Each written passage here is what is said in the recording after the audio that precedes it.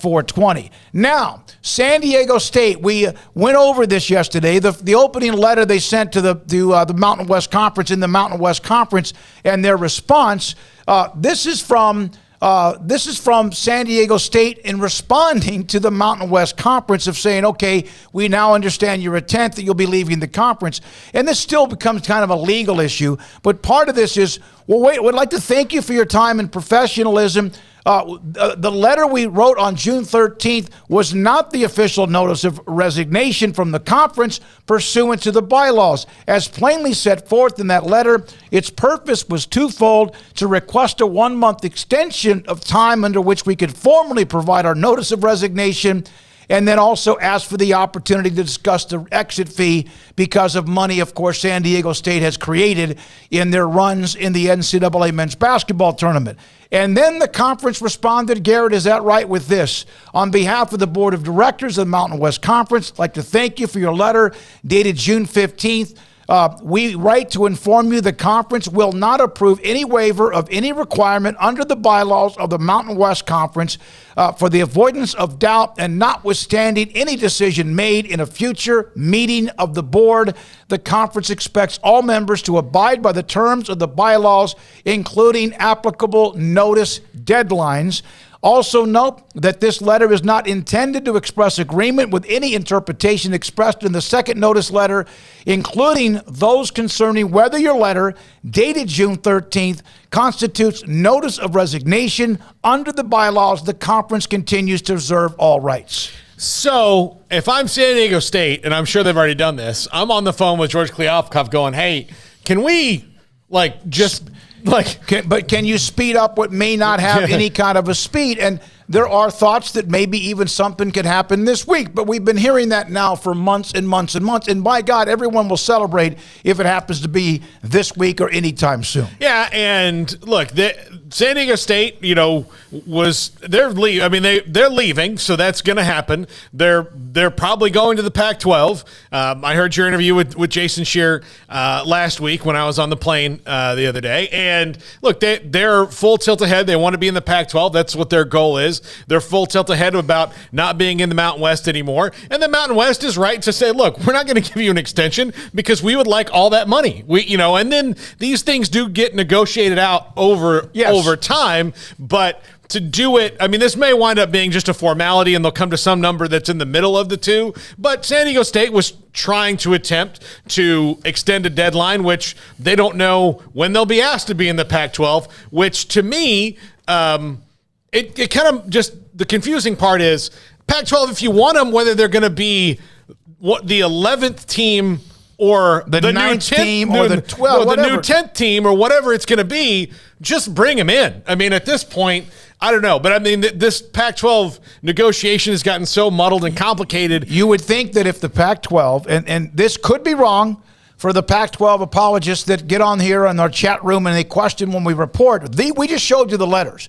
But if the Pac-12 is going to survive, and they have said that they are, and the presidents have made that comment, if that's the case, then offer San Diego State. My God, they're on a life raft out there now. They've put themselves, they fell overboard because they believe that they're going to be added to the Pac-12. Then why would you not extend them an official invitation? Because they're about to be in a very sticky situation legally because of the letters and because of June 30th is on Friday. Yeah, we've used this a lot, but they just went to the girl. They said they were going to ask the prom and said, hey, I just broke up with my girlfriend. Can you go? And she's like, well, I got to ask my parents first. And they're like, have they said yes yet? Well, I don't know. And so it's weird that, they're still sitting out there and doing this. And this is a big move. It's one they had to do, I guess. And I think everybody's just working the legal pathways here. But it does kind of reflect on how chaotic this Pac-12 thing continues to be. Well, it's got to be in some cases where maybe at some point, bam, wow, that makes sense. Or it's just kicking the can down the road. And really, honestly, I don't even care about that much anymore. But I do now. All of a sudden, am I right? San Diego State sends a letter to the Mountain West Conference because they feel like they're going to be a part of the Pac-12. But because the Pac-12 has not yet been able to decide or show the numbers on their TV deal, they're not able to get the invitation. So they're asking the Mountain West Conference for a little extra time here. We're going to leave. That's basically, if the people can say legally, yes, they're going to leave. That's why they're asking for the extra time. If you're the Pac-12, why don't you extend the offer? What am I missing here? Wouldn't you? Well, I don't understand. If it's going to be a healthy deal, then offer the damn team to come join your conference. They can turn in the letter. They've already turned in the letter, and then they don't have to worry about it, and they pay $17 million or whatever they decide it's going to be. Wouldn't they be buoyed by a nice little boost in good news? Yeah, to me, because offering San Diego State is a sign that you will be there and in existence. Now, you don't have to offer them to still be in existence, but I don't. Gary Wilson announcing a deal gives impression of a big number per team. Then they add teams with.